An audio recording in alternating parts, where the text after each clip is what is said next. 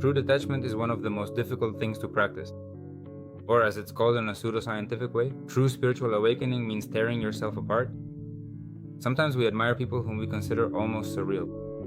However, we don't know what process they had to go through to become who they are. And usually those kinds of processes are anything but pleasant. I've met people who have slept on the floor or even in the trash during their process. People who lost too much along the way, for whom the price they had to pay to become who they are was just too high. People who understood exactly what I'm telling you here.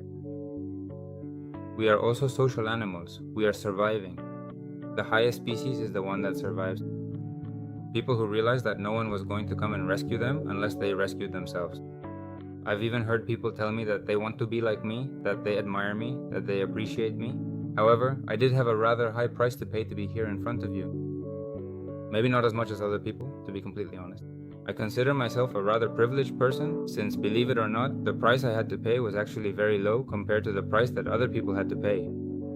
And the truth is, real detachment isn't just about blocking people, it's not just about distancing yourself from them. Sometimes it literally means breaking inside. I remember days when I would wake up on a couch, crying over all the things I had lost, the melancholy of remembering everything I had to go through to get to where I am now.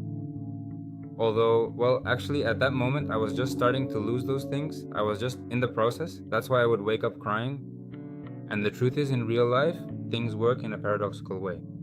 When you are ready to let go, and when you are truly detached, that is when things start to come to you. Those people who desperately chase after both companionship and money often find that these two things move further away from them because they do it from a place of lack.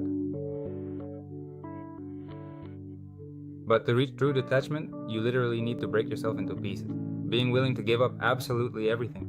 And I'm not talking about people, I'm talking about your ego, about the things that put you in the place where you were. In my case, I'm specifically referring to letting go of all those things about myself that kept me tied to comfort, to the easy life. Going from being someone who was given absolutely everything, who never faced any objections, and so on, to being someone who has to make a constant effort every day to bring real value to others. That was truly the most challenging part for me. Because sometimes you tend to think, why do I have to do this for others if no one did it for me? But that's exactly what makes us special. That's what truly allows us to let go of things. Not waiting for the world to be fair, but fully recognizing that it isn't, and that I am ultimately the one who has to rescue myself. God, I returned to my family. I lost absolutely everything. I gave my entire life to you. What else could you possibly want? Somewhere, someone was smiling because I made it there.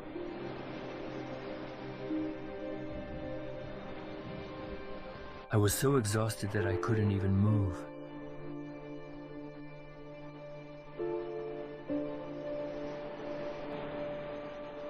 Richard Parker slowly went on ahead. He stretched out his long legs, and then he continued to walk along the sandy beach.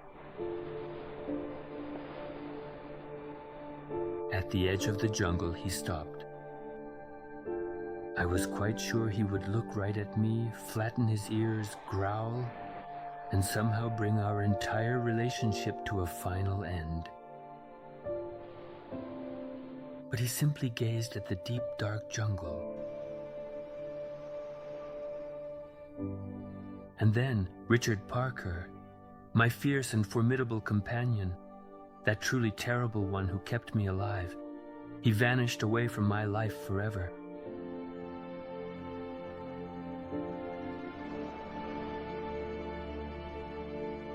Hours later, a member of my own species found me.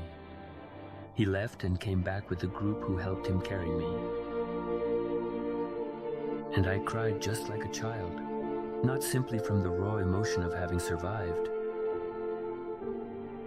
I wept because Richard Parker had departed from my side so completely indifferently. It absolutely broke my heart.